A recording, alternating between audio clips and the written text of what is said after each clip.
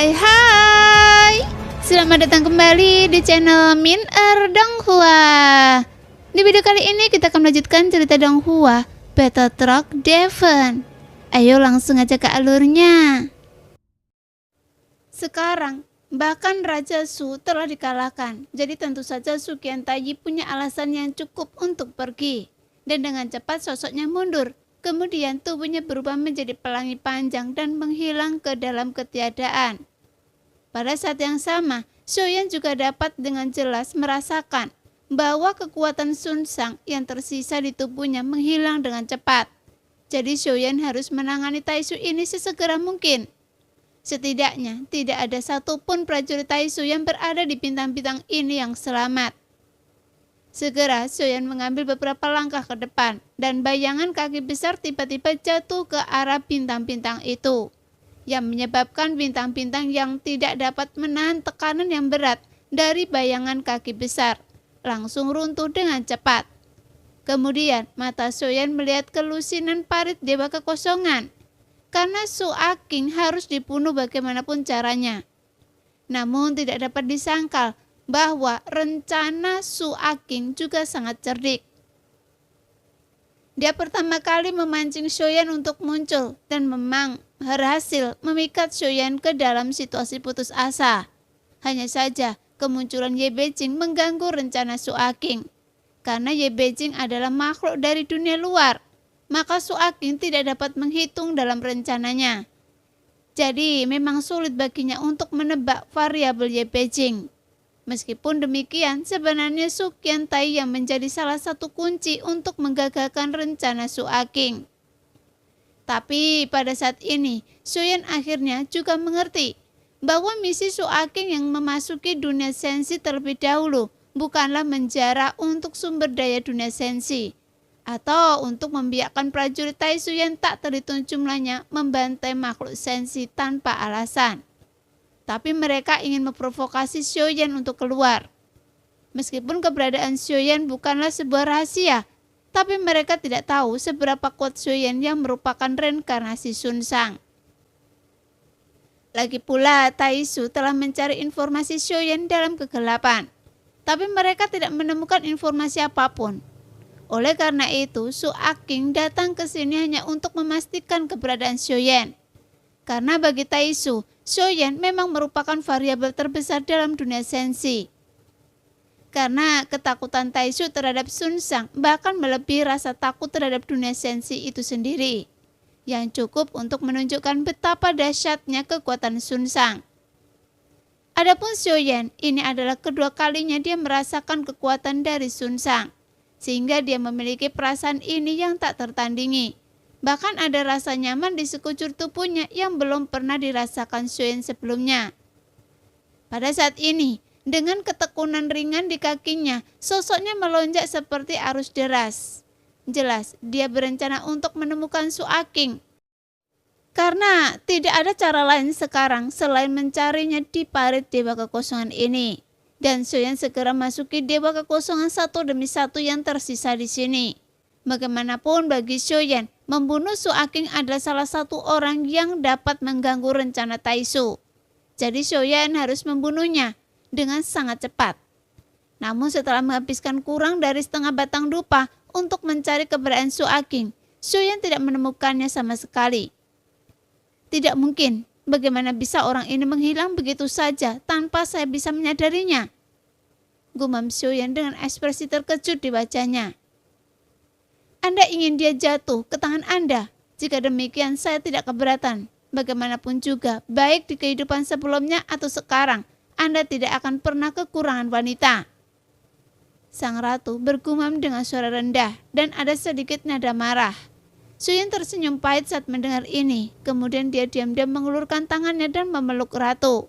Ketika ratu merasakan pelukan Xiaoyan, sudut mulutnya sedikit terangkat. Dan dengan kepalanya dengan lembut mengusap dada Xiaoyan seperti anak kucing. Sekarang, apa yang harus saya lakukan dengan situasi saat ini? Pada saat ini, ada banyak komandan dan jenderal dari Taisu, tetapi Chan Meixi hanya memindahkan orang-orang kuat abadi dari Dewa Kekosongan. Saya bahkan tidak tahu apakah mereka dipindahkan dari sensi atau hanya dipindahkan ke tempat lain di dunia sensi. Peluk saya sebentar, gumam Ratu pelan. Sepertinya dia tidak mau melepaskan Xiaoyan. Tepat ketika Xiaoyan sedang berpikir, dia tiba-tiba tersadar karena dia merasakan sesuatu yang buruk, karena tangan Ratu tidak jujur. Tidak tahu malu.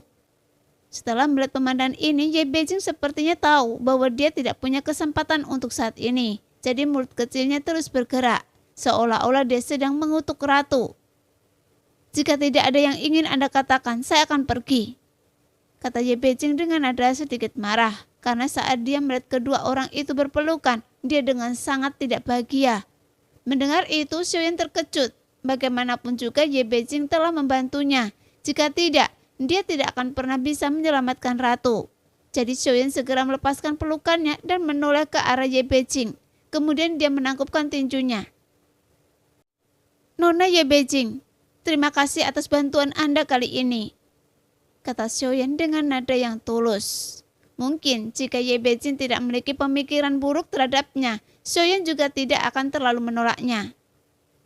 Setelah berusaha keras dan banyak membantu Anda, jadi hanya mengucapkan terima kasih saja tidak cukup.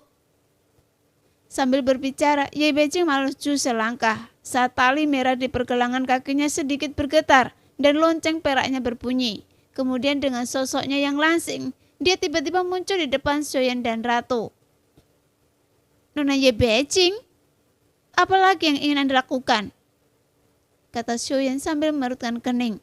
Jika Ye Beijing ingin memaksanya untuk berkultivasi ganda dengannya, Xiaoyan tidak akan membiarkan hal itu terjadi.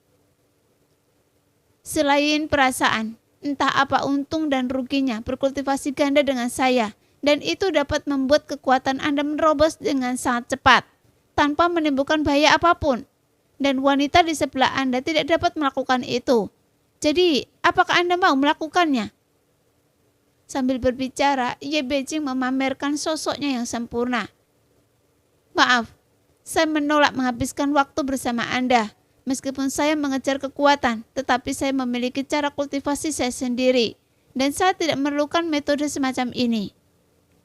Xiaoyan mengangkat kepalanya dan menggelengkan kepalanya. Tepat ketika Xiaoyan sedang berbicara, kedua wanita itu saling memandang dengan serius, seolah-olah mereka mengenali satu sama lain. Sehingga Xiaoyan tidak bisa menahan diri untuk bertanya. Apakah kalian berdua saling kenal? Mendengar itu, kedua wanita itu saling memandang dan bergegas menjawab ke depan Xiaoyan secara bersamaan. Iya, kami saling kenal. Saat kata-kata itu keluar, Xiaoyan tercengang dan hanya bisa terdiam. Bagaimanapun, sekarang Su Aqing telah pergi dan sisanya hanyalah prajurit yang tidak memiliki jiwa. Jadi meski dia membunuh mereka semuanya tidak ada gunanya. Karena Xiaoyan juga mengetahui bahwa bukan hanya Su Aqing yang menghilang, tetapi semua orang yang kuat yang berada di keabadian dewa juga menghilang begitu saja. Meskipun Xiaoyan juga menyadari bahwa ini pasti perbuatan Chang Meishi, tapi dia tidak menyangka, dia bahkan tidak tahu kapan Chang Meishi memindahkan semua orang kuat dari Taishu ini.